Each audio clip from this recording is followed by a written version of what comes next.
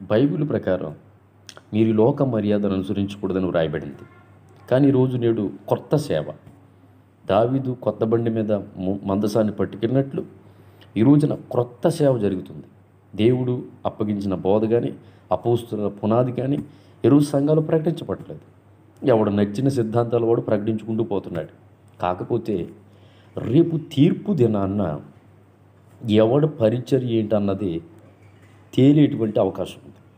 కాబట్టి ఈరోజు న్యాయమైన తీర్పులో విశ్వాసులు ప్రాముఖ్యంగా మీరు బలవకుండా ఉండాలంటే మీ సేవకుడు దేవుని వాక్యాన్ని బట్టి అక్కడ శిష్ట ప్రకారంగా దేవుని సేవ జరుగుతుందా, దేవుడి క్రమ పద్ధతి ప్రకారం జరుగుతుందా, మోషే గుడారం దేవుడు ఆజ్ఞాపించినట్టు భూమి మీద కట్టినట్టు నేడు మీ సంఘాల్లో ఉపదేశ క్రమాన్ని బట్టి జరుగుతున్నాయి కార్యక్రమాలు కావచ్చు, ఏదైనా కూడా సంఘాల్లో నీ గృహాల్లో దైవిక చిత్త ప్రకారం జరిగితేనే అది దేవునికి సంబంధించింది. కాబట్టి విశ్వాసులారా జాగ్రత్త. ఎందుకంటే అపవాది సేవకుల్లో నుండే మోసగిస్తాడు.